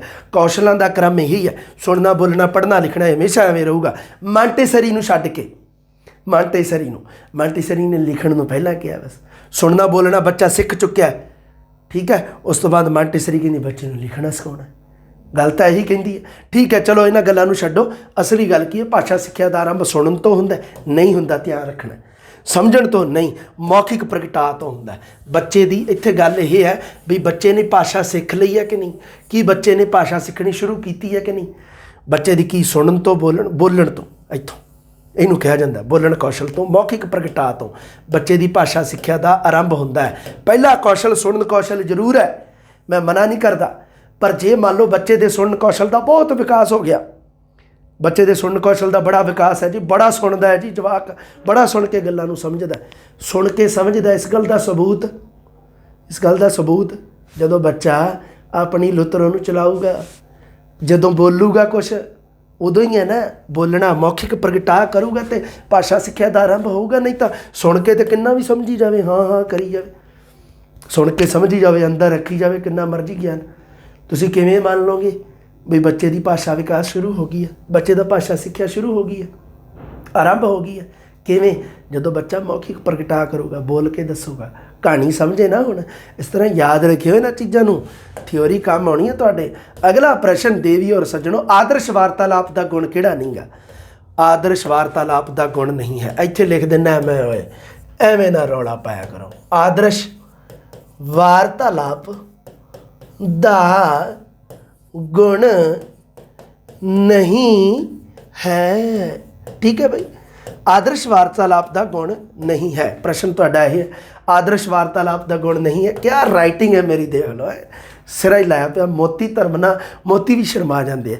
ਆਦਰਸ਼ ਵਾਰਤਾਲਾਪ ਦਾ ਗੁਣ ਨਹੀਂ ਹੈ ਬਨਾਵਟੀਪਣ, ਸੁਭਾਵਿਕਤਾ, ਸ਼ੁੱਧਤਾ, ਮਧੁਰਤਾ। ਆਦਰਸ਼ ਵਾਰਤਾਲਾਪ ਦੇ ਵਿੱਚ ਸੁਭਾਵਿਕਤਾ ਹੋਣੀ ਚਾਹੀਦੀ ਹੈ, ਸੁਭਾਵਿਕ ਰੂਪ ਵਿੱਚ ਗੱਲਾਂ ਬੋਲਣੀਆਂ ਚਾਹੀਦੀਆਂ, ਸ਼ੁੱਧ ਹੋਣਾ ਚਾਹੀਦਾ ਆਦਰਸ਼ ਵਾਰਤਾਲਾਪ। ਆਦਰਸ਼ ਵਾਰਤਾਲਾਪ ਮਧੁਰ ਹੋਣਾ ਚਾਹੀਦਾ, ਕੌੜੀ ਤੋਂ ਕੌੜੀ ਗੱਲ ਨੂੰ ਵੀ ਖੰਡ ਦੇ ਵਿੱਚ ਲਪੇਟ ਕੇ ਬੜੇ ਪਿਆਰ ਨਾਲ ਚਪੇੜਾ ਮਾਰਨੀਆਂ ਚਾਹੀਦੀਆਂ। ਠੀਕ ਹੈ ਬਾਈ, ਇਹਨੂੰ ਕਿਹਾ ਜਾਂਦਾ ਮਧੁਰਤਾ। ਆਦਰਸ਼ ਵਾਰਤਾਲਾਪ ਦੇ ਵਿੱਚ ਬਨਾਵਟੀਪਣ ਨਹੀਂ ਹੋਣਾ ਚਾਹੀਦਾ, ਸੁਭਾਵਿਕਤਾ ਹੋਣੀ ਚਾਹੀਦੀ ਹੈ, ਬਨਾਵਟੀਪਣ ਨਹੀਂ ਹੋਣਾ ਚਾਹੀਦਾ। ਆਹ ਹੈ ਤੁਹਾਡਾ ਸਹੀ ਉੱਤਰ, ਆਦਰਸ਼ ਵਾਰਤਾਲਾਪ ਦਾ ਗੁਣ ਨਹੀਂ ਹੈ ਬਨਾਵਟੀਪਣ। ਅਗਲਾ ਪ੍ਰਸ਼ਨ ਦੇਖਦੇ ਹਾਂ ਬਾਈ, ਕਿਹੜਾ? ਬੋਲਣ ਕੌਸ਼ਲ ਦੇ ਵਿਕਾਸ ਲਈ ਕਿਹੜੀ ਵਿਧੀ ਉੱਚ ਸ਼੍ਰੇਣੀਆਂ ਲਈ ਨਹੀਂ ਵਰਤੀ ਜਾਂਦੀ? ਬੋਲਣ ਕੌਸ਼ਲ ਦੇ ਵਿਕਾਸ ਲਈ ਕਿਹੜੀ ਵਿਧੀ ਹੈ ਜਿਹੜੀ ਉੱਚ ਸ਼੍ਰੇਣੀਆਂ ਵਿੱਚ ਨਹੀਂ ਵਰਤੀ ਜਾਂਦੀ ਹੈ? ਇਹਦੇ ਵਿੱਚ ਵਾਦ ਵਿਵਾਦ ਤਾਂ ਬਈ ਜਿਹੜੀ ਉਹ ਡਿਬੇਟ ਜਿਹਨੂੰ ਕਹਿ ਦਿੰਦੇ ਆ, ਉਹ ਤਾਂ ਉੱਚ ਸ਼੍ਰੇਣੀਆਂ 'ਚ ਹੀ ਵਰਤੀ ਜਾਊਗੀ ਹੈ। ਉੱਤੇ ਪ੍ਰਸ਼ਨ ਹੋ ਗਿਆ ਕਲੀਅਰ ਕੇ ਦੁਬਾਰੇ ਕੱਢਾਂ ਉਹਨੂੰ? ਇੱਕ ਮਿੰਟ ਹੋਏ, ਆ ਚੱਕੋ। ਬੋਲਣ ਕੌਸ਼ਲ ਦੇ ਵਿਕਾਸ ਵਿੱਚ ਵਾਦ ਵਿਵਾਦ ਤਾਂ ਵਰਤੀ ਜਾਂਦੀ ਹੈ, ਕੱਟ ਗਿਆ। ਸਮੂਹਿਕ ਚਰਚਾ ਵੀ ਤਾਂ ਉੱਚ ਸ਼੍ਰੇਣੀਆਂ 'ਚ ਹੀ ਹੋਊਗੀ। ਸਮੂਹਿਕ ਕਾਵ ਪਾਠ ਭਾਸ਼ਣ ਮਿਡਲ ਸ਼੍ਰੇਣੀਆਂ 'ਚ ਹੋ ਜਾਊਗਾ, ਉੱਚ ਸ਼੍ਰੇਣੀਆਂ 'ਚ ਨਾ ਹੋਊਗਾ, ਚੱਲ ਠੀਕ ਹੈ। ਸ਼੍ਰੇਣੀਆਂ 'ਚ ਵੀ ਵਰਤਿਆ ਜਾਂਦਾ, ਮਿਡਲ ਉੱਚ ਦੋਨਾਂ 'ਚ ਵਰਤਿਆ ਜਾਂਦਾ ਭਾਸ਼ਣ ਤਾਂ। ਸਮੂਹਿਕ ਕਾਵ ਪਾਠ ਵਿਧੀ ਹੈ ਜਿਹੜੀ, ਇਹ ਬਈ ਆਰੰਭਿਕ ਸ਼੍ਰੇਣੀਆਂ ਵਿੱਚ ਵਰਤੀ ਜਾਂਦੀ ਹੈ। ਯਾਦ ਰੱਖਣਾ ਤੁਸੀਂ, 25 ਨੰਬਰ ਦਾ ਸਹੀ ਉੱਤਰ ਹੈ ਸਮੂਹਿਕ ਕਾਵ ਪਾਠ ਵਿਧੀ। ਅਗਲਾ ਪ੍ਰਸ਼ਨ, ਭਾਸ਼ਾ ਅਧਿਆਪਕ ਦਾ ਇੱਕ ਵਿਸ਼ੇਸ਼ ਜ਼ਰੂਰੀ ਗੁਣ ਹੈ। ਆਹ ਦੇਖੋ ਫੇਰ ਆ ਗਿਆ, ਭਾਸ਼ਾ ਅਧਿਆਪਕ ਦਾ ਵਿਸ਼ੇਸ਼ ਜ਼ਰੂਰੀ ਗੁਣ ਬਈ ਕਿਹੜਾ? ਦੱਸੋ ਬਈ। ਵਿਸ਼ੇਸ਼ ਜ਼ਰੂਰੀ ਗੁਣ, ਵਿਸ਼ੇ ਦਾ ਗਿਆਨ, ਇਹ ਤਾਂ ਗੁਣ ਹੈ ਪਰ ਵਿਸ਼ੇਸ਼ ਜ਼ਰੂਰੀ ਨਹੀਂ ਗਾ, ਗੁਣ ਤਾਂ ਹੈ। ਬੱਚਿਆਂ ਪ੍ਰਤੀ ਪ੍ਰੇਮ ਭਾਵ ਬਿਲਕੁਲ ਹੋਣਾ ਚਾਹੀਦਾ। ਆਦਰਸ਼ ਬੋਲਚਾਲ ਵੀ ਹੋਣਾ ਚਾਹੀਦਾ, ਬਿਲਕੁਲ ਸਹੀ ਹੈ। ਸ਼ੁੱਧ ਉਚਾਰਨ ਵਿਸ਼ੇਸ਼ ਜ਼ਰੂਰੀ ਗੁਣ ਹੈ, ਬਹੁਤ ਹੀ ਜ਼ਰੂਰੀ ਹੈ, ਬਾਹਲਾ ਜ਼ਰੂਰੀ ਹੈ। ਅਗਰ ਆਹ ਨਹੀਂ ਗਾ ਨਾ, ਆਹ ਗੁਣ ਕਿਸੇ ਕੰਮ ਦੇ ਨਹੀਂ ਹੈ, ਆਹ ਗੁਣ ਬਸ ਕਿਸੇ ਕੰਮ ਦੇ ਨਹੀਂ ਹੈ। ਫਿਰ ਜੇ ਸ਼ੁੱਧ ਉਚਾਰਨ, ਵਿਸ਼ੇਸ਼ ਜ਼ਰੂਰੀ ਗੁਣ ਸ਼ੁੱਧ ਉਚਾਰਨ ਹੈ। ਤਾਂ ਹੀ ਤੁਹਾਨੂੰ ਕਹਿਣਾ, ਤੁਸੀਂ ਪੰਜਾਬੀ ਦੇ ਅਧਿਆਪਕ, ਪੰਜਾਬੀ ਦੇ ਮਾਸਟਰੀਆਂ ਬਣਨ ਜਾ ਰਹੇ ਹੋ, ਆਪਣਾ ਬਈ ਤੁਸੀਂ ਨਾ ਉਚਾਰਨ ਜ਼ਰੂਰ ਰੱਖਿਓ। ਬੇਇੱਜ਼ਤੀ ਹੋ ਜਾਂਦੀ ਹੁੰਦੀ ਹੈ ਕਈ ਵਾਰੀ ਉਹ ਮੁੜ ਕੇ ਆਪਣੇ ਆਪ ਨੂੰ ਛਪਾਉਣਾ ਅਤੇ ਮੁੜ ਕੇ ਐਵੇਂ ਮਤਲਬ ਕਈ ਵਾਰੀ ਯਾਰ ਪੰਜਾਬੀ ਦੇ ਤੁਹਾਨੂੰ ਆਪਣੇ ਆਪ ਨੂੰ ਪ੍ਰਗਟ ਕਰਨਾ ਆਉਣਾ ਚਾਹੀਦਾ, ਇਹ ਬਹੁਤ ਜ਼ਰੂਰੀ ਹੈ। ਠੀਕ ਹੈ, ਤੁਸੀਂ ਕਿਸੇ ਵੀ ਭਾਸ਼ਾ ਨਾਲ ਸੰਬੰਧਿਤ ਹੋ, ਪਰ ਉਸ ਚੀਜ਼ ਦਾ ਉਹਦੀ ਪਕੜ, ਤੁਹਾਨੂੰ ਟੋਨ ਪਕੜਨੀ ਬਹੁਤ ਜ਼ਰੂਰੀ ਹੈ। ਅਭਿਆਸ ਤੋਂ ਬਿਨਾਂ ਨਹੀਂ ਹੁੰਦੀ। ਅਭਿਆਸ ਕਰੋ, ਸੁਣਿਆ ਕਰੋ, ਜਿਹੜੀਆਂ ਮਤਲਬ ਆਦਰਸ਼ ਕੋਈ, ਜਿਵੇਂ ਮੰਨ ਲਓ ਕੋਈ ਚੰਗੇ ਨਮੂਨੇ ਦੀਆਂ ਵੀਡੀਓ ਹੈ, ਜਿਵੇਂ ਹੈ ਨਾ, ਜਿਹਨੇ ਚੰਗੀ ਕੋਈ ਮਿਆਰੀ ਭਾਸ਼ਾ, ਕੋਈ ਟਕਸਾਲੀ ਭਾਸ਼ਾ ਚੰਗੀ ਬੋਲੀ ਹੈ ਜਿਵੇਂ, ਹੈ ਨਾ, ਤਾਂ ਉਹ ਬਈ ਤੁਸੀਂ ਦੇਖਿਆ ਕਰੋ। ਅਸ਼ੁੱਧ ਉਚਾਰਨ ਦਾ ਕਾਰਨ ਕਿਹੜਾ ਨਹੀਂਗਾ? ਸਰੀਰਕ ਅਤੇ ਵਿਅਕਤੀਗਤ, ਸਮਾਜਿਕ ਵਾਤਾਵਰਣ, ਆਦਰਸ਼ ਨਮੂਨੇ ਦੀ ਭਰਮਾਰ ਜਾਂ ਮਾਪਿਆਂ ਦਾ ਲਾਡ ਪਿਆਰ। 27 ਨੰਬਰ ਪ੍ਰਸ਼ਨ ਹੈ ਜਿਹੜਾ, ਇਹ ਅਸ਼ੁੱਧ ਉਚਾਰਨ ਦਾ ਕਾਰਨ ਕਿਹੜਾ ਨਹੀਂ ਹੈ? 3 ਤਾਂ ਹੈਗੇ ਆ, ਇੱਕ ਹੈ ਨਹੀਂਗਾ ਬਾਈ ਅਸ਼ੁੱਧ ਉਚਾਰਨ ਦਾ। ਸਰੀਰਕ ਅਤੇ ਵਿਅਕਤੀਗਤ ਕਾਰਨ ਹੈਗਾ ਬਾਈ, ਬਿਲਕੁਲ ਹੈ। ਸਰੀਰਕ ਤੇ ਵਿਅਕਤੀਗਤ, ਸਮਾਜਿਕ ਕਾ ਵਾਤਾਵਰਣ, ਬਿਲਕੁਲ ਸਮਾਜ ਦੇ ਬੱਚਾ ਸਮਾਜ ਦੇ ਵਿੱਚੋਂ ਹੀ ਤਾਂ ਗੱਲਾਂ ਗ੍ਰਹਿਣ ਕਰਦਾ। ਅਸ਼ੁੱਧ ਉਚਾਰਨ ਤੋਂ ਪ੍ਰਭਾਵ ਪੈਂਦਾ, ਇਹ ਤਾਂ ਅਸ਼ੁੱਧ ਉਚਾਰਨ ਦੇ ਕਾਰਨ ਹੈਗੇ ਆ। ਮਾਪਿਆਂ ਦਾ ਲਾਡ ਪਿਆਰ ਤਾਂ ਬਾਹਲਾ ਇਹ ਤਾਂ ਹੈਗਾ। ਇਹ ਤਾਂ ਮੇਰੀ ਇੰਸਟਾਗ੍ਰਾਮ 'ਤੇ ਤੁਸੀਂ ਰੀਲ ਵੀ ਦੇਖੀ ਹੋਣੀ ਹੈ, ਇੱਕ ਸਟੂਡੈਂਟ ਨੇ ਮੈਨੂੰ ਭੇਜੀ ਸੀਗੀ ਮਾਪਿਆਂ ਦੇ ਲਾਡ ਪਿਆਰ ਵਾਲੀ, ਮੇਲੇ ਬਾਬੂ ਨੇ ਥਾਣਾ ਥਾਇਆ ਉਹ ਜਿਹੜੀ। ਤੇ ਇਹ ਤਾਂ ਬਈ ਹੈਗੀ ਆ ਅਸ਼ੁੱਧ ਉਚਾਰਨ। ਆਦਰਸ਼ ਨਮੂਨੇ ਦੀ ਭਰਮਾਰ, ਆਦਰਸ਼ ਨਮੂਨੇ ਤਾਂ ਭਰਮਾਰ ਮਤਲਬ ਬਹੁਤ ਜ਼ਿਆਦਾ ਸੰਖਿਆ 'ਚ ਗਿਣਤੀ 'ਚ ਭਰਮਾਰ ਉਹਨੂੰ ਕਿਹਾ ਜਾਂਦਾ। ਜੇ ਹੁੰਦਾ ਨਾ ਆਦਰਸ਼ ਨਮੂਨੇ ਦੀ ਘਾਟ, ਬਸ ਮੈਂ ਇਹਨੂੰ ਥੋੜ੍ਹਾ ਜਿਹਾ ਪਲਟਾ ਕੇ ਲਿਖਤਾ, ਆਦਰਸ਼ ਨਮੂਨੇ ਦੀ ਭਰਮਾਰ ਲਿਖਤਾ ਵੀ ਇਹ ਅਸ਼ੁੱਧ ਉਚਾਰਨ ਦਾ ਕਾਰਨ ਨਹੀਂ ਗਾ ਬਈ। ਆਦਰਸ਼ ਨਮੂਨੇ ਦੀ ਘਾਟ ਤਾਂ ਹੈਗਾ ਅਸ਼ੁੱਧ ਉਚਾਰਨ ਦਾ ਕਾਰਨ, ਪਰ ਆਦਰਸ਼ ਨਮੂਨੇ ਦੀ ਭਰਮਾਰ ਨਹੀਂ ਗਾ। ਦੇਖਿਆ ਕਿੰਨਾ ਬਰੀਕ ਪ੍ਰਸ਼ਨ। ਇਸ ਤਰ੍ਹਾਂ ਪੜ੍ਹਨਾ ਤੁਸੀਂ, ਇਸ ਤਰ੍ਹਾਂ ਹੀ ਆਪਸ਼ਨ ਪੜ੍ਹਨੇ ਆ। ਲਿਪੀਬੱਧ ਅੱਖਰਾਂ ਦੇ ਜ਼ਬਾਨੀ ਪ੍ਰਗਟਾਅ ਨੂੰ ਕੀ ਕਿਹਾ ਜਾਂਦਾ ਹੈ? ਲਿਪੀਬੱਧ ਅੱਖਰਾਂ ਦੇ ਜ਼ਬਾਨੀ ਪ੍ਰਗਟਾਅ ਨੂੰ ਕੀ ਕਿਹਾ ਜਾਂਦਾ ਹੈ? ਵਾਰਤਾਲਾਪ, ਵਾਚਨ, ਸ਼ੁੱਧਤਾ ਜਾਂ ਲਿਖਤ। ਲਿਪੀਬੱਧ ਅੱਖਰਾਂ ਦੇ ਜ਼ਬਾਨੀ ਪ੍ਰਗਟਾਅ ਨੂੰ ਵਾਚਨ ਕਿਹਾ ਜਾਂਦਾ ਹੈ, ਜਿਹਨੂੰ ਆਪਾਂ ਪੜ੍ਹਨਾ ਵੀ ਕਹਿੰਦੇ ਹਾਂ, ਜਿਹਨੂੰ ਆਪਾਂ ਕੀ ਕਹਿੰਦੇ ਆ ਮਿੱਤਰੋ? ਪੜ੍ਹਨਾ। ਠੀਕ ਹੈ ਬਾਈ। ਅਗਲਾ ਪ੍ਰਸ਼ਨ ਦੇਖਦੇ ਹਾਂ ਬਾਈ ਕਿਹੜਾ ਹੈ। ਅਗਲਾ ਪ੍ਰਸ਼ਨ 29 ਨੰਬਰ ਪ੍ਰਸ਼ਨ, ਅੱਖਰਾਂ ਨੂੰ ਅੱਗੇ ਪਿੱਛੇ ਕਰਕੇ ਨਵੇਂ ਅੱਖਰ ਬਣਾਉਣਾ ਕਿਹੜੀ ਵਿਧੀ ਹੈ?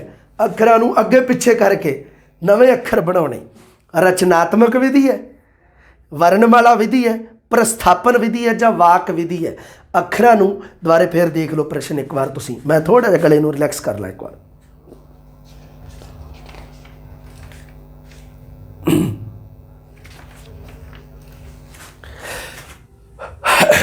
ਅੱਖਰਾਂ ਨੂੰ ਅੱਗੇ ਪਿੱਛੇ ਕਰਕੇ ਨਵੇਂ ਅੱਖਰ ਬਣਾਉਣ ਦੀ ਕਿਹੜੀ ਵਿਧੀ ਹੈ ਬਾਈ? ਅੱਖਰਾਂ ਨੂੰ ਅੱਗੇ ਪਿੱਛੇ ਕਰਕੇ ਪ੍ਰਸਥਾਪਨ ਵਿਧੀ ਹੁੰਦੀ ਹੈ। ਪ੍ਰਸਥਾਪਨ ਦਾ ਮਤਲਬ ਹੀ ਹੁੰਦਾ ਵੀ ਕਿਸੇ ਚੀਜ਼ ਦਾ ਸਥਾਨ, ਜਗ੍ਹਾ ਬਦਲ ਦੇਣੀ, ਉਸ ਨੂੰ ਕਿਹਾ ਜਾਂਦਾ ਪ੍ਰਸਥਾਪਨ। ਅੱਖਰਾਂ ਨੂੰ ਅੱਗੇ ਪਿੱਛੇ ਕਰਕੇ। ਕਾ ਮ ਲ ਕਮਲ ਸ਼ਬਦ ਸੀ ਤੇ ਇਹਨੂੰ ਮੈਂ ਲ ਮ ਕ ਕਰਤਾ।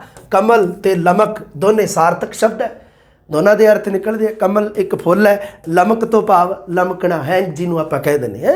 ਆਹ ਦੇਖੋ, ਸੋ ਅੱਖਰਾਂ ਨੂੰ ਅੱਗੇ ਪਿੱਛੇ ਕੀਤਾ, ਇਹਨੂੰ ਪ੍ਰਸਥਾਪਨ ਵਿਧੀ ਕਿਹਾ ਜਾਂਦਾ ਹੈ। ਠੀਕ ਹੈ ਬਾਈ ਦੇਵੀਓ, ਸੱਜਣੋ ਵੀ ਨਾਲ।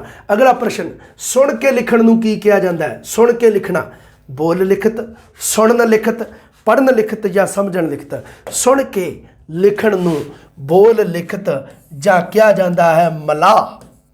ਰੰਗ ਮਹਿੰਦੀ ਦਾ ਫਿਕੜਾ ਹੋਇਆ ਸਾਡੇ ਲੀਰਾ ਕਰ ਗਿਓ ਬਾਣੇ, ਜਾਵੇ ਮਲਾਹ ਡੱਕ ਦੇ ਬੇੜੀ ਅਸੀਂ ਲੱਗਣਾ ਨਹੀਂ ਟਿਕਾਣੇ, ਅਸੀਂ ਵੀ ਰੰਗ ਉਹੀਓ ਚੁਣ ਲੇਵੇ ਤੂੰ ਜਿਹੜੇ ਰੰਗ ਪਛਾਣੇ। ਠੀਕ ਹੈ ਭਾਈ। ਸੋ ਇਹ ਕੀ ਹੈ? ਮਲਾਹ ਹੁੰਦਾ ਬੋਲ ਲਿਖਤ। ਮਲਾਹ ਮਤਲਬ ਕਿਵੇਂ ਹੈ? ਮਲਾਹ ਹੁੰਦਾ ਬੇੜੀ ਨੂੰ, ਕਸ਼ਤੀ ਨੂੰ ਚਲਾਉਣ ਵਾਲਾ, ਉਹਦਾ ਡਰਾਈਵਰ ਜਿਹੜਾ ਹੁੰਦਾ ਉਹਨੂੰ ਕਿਹਾ ਜਾਂਦਾ ਮਲਾਹ। ਹੁਣ ਇੱਥੇ ਸੁਣ ਕੇ ਲਿਖਣਾ ਮਤਲਬ ਮਲਾਹ ਦਾ ਕੰਮ ਕੌਣ ਕਰ ਰਿਹਾ? ਅਧਿਆਪਕ। ਕਸ਼ਤੀ ਉਸ ਨੂੰ ਕੌਣ ਚਲਾ ਰਿਹਾ? ਕਸ਼ਤੀ ਇੱਕ ਜਮਾਤ ਸਮਝ ਲਓ, ਮਲਾਹ ਚਲਾ ਰਿਹਾ। ਗਾਈਡ ਕੌਣ ਕਰ ਰਿਹਾ? ਮਲਾਹ। ਠੀਕ ਹੈ ਬਾਈ। ਇਸ ਕਰਕੇ ਸੁਣ ਕੇ ਲਿਖਣ ਨੂੰ ਕੀ ਕਿਹਾ ਜਾਂਦਾ? ਸੁਣ ਰਹੇ ਆ ਬੱਚੇ, ਲਿਖ ਵੀ ਬੱਚੇ ਰਹੇ ਆ। ਬੋਲ ਕੌਣ ਰਿਹਾ? ਸੁਣ ਕੇ ਲਿਖਣ ਮਤਲਬ ਕੋਈ ਬੋਲਦਾ ਵੀ ਤੇ ਜਿਹਦੀ ਗੱਲ ਸੁਣਨੀ ਹੈ, ਅਧਿਆਪਕ। ਇਸ ਕਰਕੇ ਇਹਨੂੰ ਬੋਲ ਲਿਖਤ ਕਿਹਾ ਜਾਂਦਾ ਹੈ। ਬੋਲਦਾ ਕੌਣ ਹੈ? ਅਧਿਆਪਕ। ਤੇ ਸੁਣਦਾ ਤੇ ਲਿਖਦਾ ਕੌਣ ਹੈ ਬਾਈ? ਬੱਚੇ। ਇਹਨੂੰ ਕਿਹਾ ਜਾਂਦਾ ਬੋਲ ਲਿਖਤ ਜਾਂ ਮਲਾਹ। ਇਹ ਵੀ ਬੜਾ ਜ਼ਰੂਰੀ ਹੈ ਕਿ ਲਿਖਣ ਕੌਸ਼ਲ ਦਾ, ਸੁਣਨ ਕੌਸ਼ਲ ਤੇ ਲਿਖਣ ਕੌਸ਼ਲ ਦੋਨਾਂ ਵਾਸਤੇ ਹੀ ਇਹ ਵਿਧੀ ਜ਼ਰੂਰੀ ਹੈ। ਬੋਲ ਲਿਖਤ ਤੇ ਮਲਾਹ ਇਹ ਸੁਣਨ ਕੌਸ਼ਲ ਦਾ ਵਿਕਾਸ ਕਰਦੀ ਹੈ ਤੇ ਲਿਖਣ ਕੌਸ਼ਲ ਦਾ ਵੀ। ਜ਼ਿਆਦਾ ਮਤਲਬ ਇਹਦਾ ਸਪੈਸ਼ਲੀ ਸੰਬੰਧ ਹੈ ਜਿਹੜਾ ਇਹ ਲਿਖਣ ਕੌਸ਼ਲ ਦੇ ਨਾਲ, ਪਰ ਇਹ ਸੁਣਨ ਕੌਸ਼ਲ 'ਚ ਵੀ ਵਿਕਾਸ ਹੁੰਦਾ।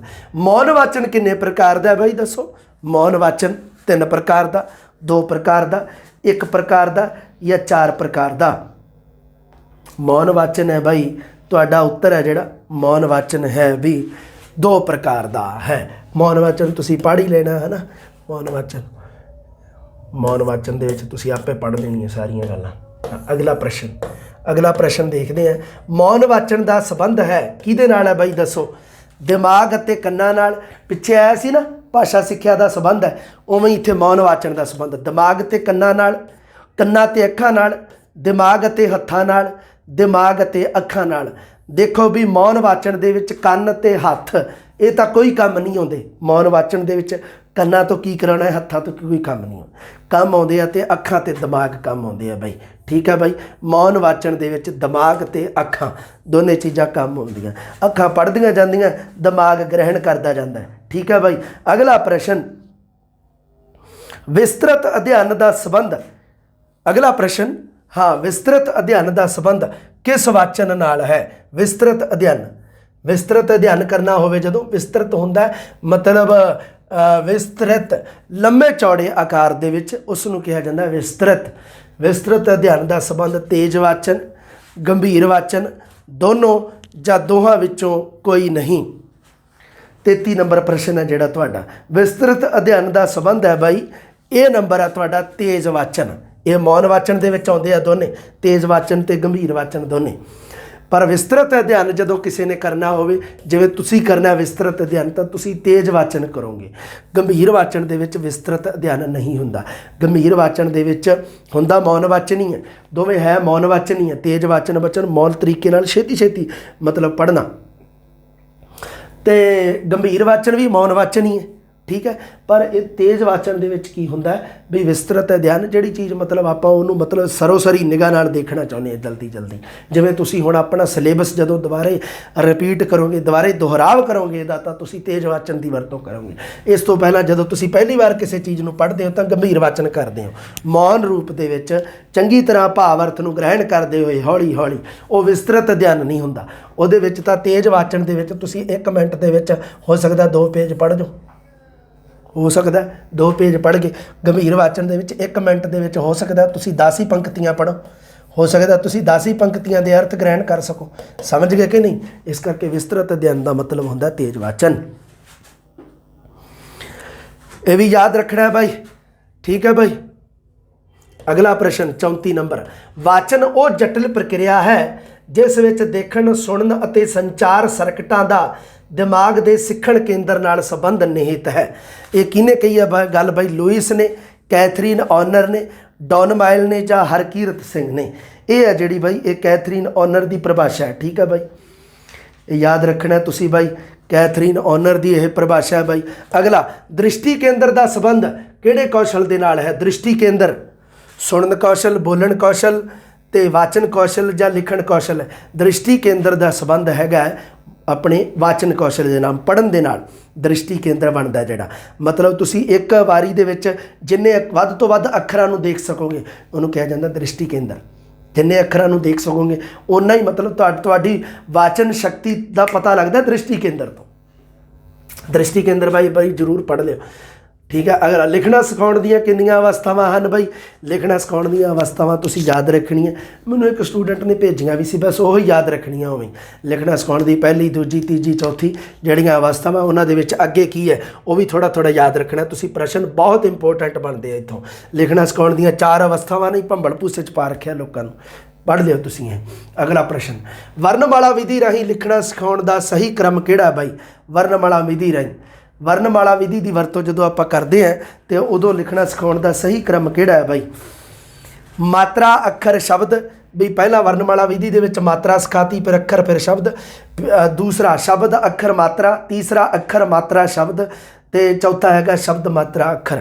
ਵਰਨਮਾਲਾ ਵਿਧੀ ਦੇ ਵਿੱਚ ਸਭ ਤੋਂ ਪਹਿਲਾਂ ਬੱਚੇ ਨੂੰ ਅੱਖਰ ਸਿਖਾਏ ਜਾਂਦੇ ਆ, ਫਿਰ ਉਹਨੂੰ ਲੱਗਾ ਮਾਤਰਾ ਲਾਉਣੀਆਂ ਸਿਖਾਈਆਂ ਜਾਂਦੀਆਂ, ਫਿਰ ਉਹਨਾਂ ਤੋਂ ਅੱਗੇ ਸ਼ਬਦ ਬਣਾ ਕੇ ਸਿਖਾਏ ਜਾਂਦੇ ਆ। ਚੱਕੋ, ਵਰਨਮਾਲਾ ਵਿਧੀ ਦਾ ਸਹੀ ਉੱਤਰ ਸੀ ਹੈ ਬਾਈ। ਪੈਸਟਾਲੋਜੀ ਵਿਧੀ ਕਿਹੜੇ ਸਿੱਖਿਆ ਸੂਤਰ ਤੇ ਆਧਾਰਿਤ ਹੈ? ਔਖ ਤੋਂ ਸੌਖ, ਸੌਖ ਤੋਂ ਔਖ, ਵਿਸ਼ੇਸ਼ ਤੋਂ ਸਧਾਰਨ ਜਾਂ ਸਧਾਰਨ ਤੋਂ ਵਿਸ਼ੇਸ਼।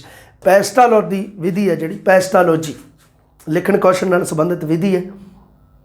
ਪੈਸਟਾਲੋਜੀ ਇਹ ਹੈ ਜਿਹੜੀ, ਇਹ ਸਰਲ ਤੋਂ ਕਠਿਨ ਜਿਹੜਾ ਤੁਹਾਡਾ, ਸੌਖ ਤੋਂ ਔਖ ਮਤਲਬ ਸੌਖ ਸੌਖਾ ਮਤਲਬ ਸਰਲ, ਤੇ ਔਖ ਮਤਲਬ ਔਖਾ ਮਤਲਬ ਕਠਿਨ। ਹਿੰਦੀ 'ਚ ਜਿਹਨੂੰ ਸਰਲ ਤੋਂ ਕਠਿਨ ਕਹਿੰਦੇ ਆ ਤੁਸੀਂ, ਉਹਨੂੰ ਪੰਜਾਬੀ 'ਚ ਕਿਹਾ ਜਾਂਦਾ ਸੌਖ ਤੋਂ ਔਖ। ਪੈਸਟਾਲੋਜੀ ਵਿਧੀ ਹੈ ਜਿਹੜੀ ਉਹ ਸੌਖ ਤੋਂ ਔਖ ਸਿੱਖਿਆ ਸੂਤਰ ਦੇ ਆਧਾਰਿਤ ਹੈ।